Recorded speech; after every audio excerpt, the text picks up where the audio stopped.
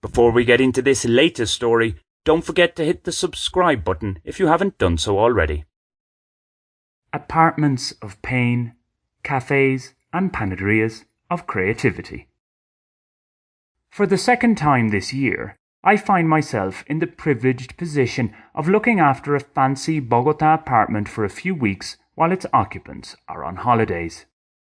To give some idea of the apartment's opulence and, more tellingly, an indication of the scale of Colombia's inequality, the monthly rent here is roughly the same as the country's annual minimum salary.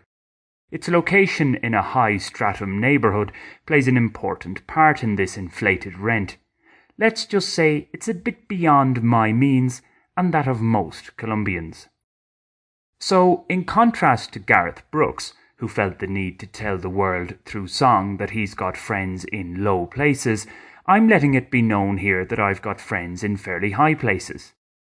Okay, I have written about my acquaintances in Bogota's low places, yet because I also usually reside in such barrios populares, I don't need to make as much of a song and dance about it as Mr. Brooks has. My riffraff credentials require little verification. Now, a mixture of uncertainty about my future in the Colombian capital and the need to keep costs down as I go through, what's that it's called these days? Ah yes, an economically inactive period has meant that I haven't looked for anything close to permanent accommodation. Through invites and a room deal reached with a friend who owed me money, Bogota has been my main base without my having to find a new place since I returned to Colombia in February this year after a 3-month visit to Ireland. I have been, quite literally, living out of my backpack. Yet, once this apartment sitting stint is done, I face that perennial headache, finding somewhere suitable to live. The room with the friend who owed me money is an option, but it's far from ideal. This is because, for one, the room is tiny. I also don't want to apartment share anymore.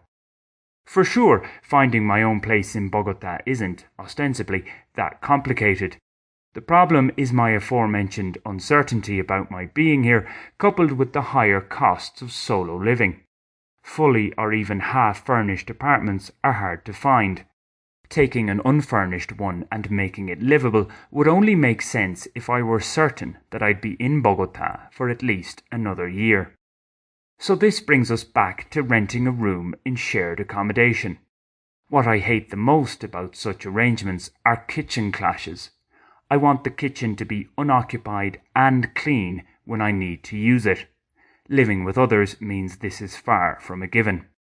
Sharing with those who like to booze at home is another risk. My dislike of house shares aside, I'm not one who enjoys spending a lot of time inside my residence anyway. I get cabin fever if I don't get out regularly. This is irrespective of where I am. For example, my current temporary accommodation is close to ideal for me. The biggest snag is that the area is a bit too tame for my liking. Yet I couldn't stay in it all day. I just like that feeling of returning to the apartment and knowing that I have it all to myself. Okay, there's nothing strange in wanting to get out and about. Yet my issue is that in the place where I sleep, cook and clean, I find it hard to do other tasks that require a bit of concentration, some deep thought. It's why I've never liked the work from home concept. While I may be devoid of paid work right now, writing this blog still requires a bit of concentration. Honestly, it does. And even when it comes to reading, I find that I can focus better on text when I'm out as opposed to sitting at home. That out place isn't just any random spot either.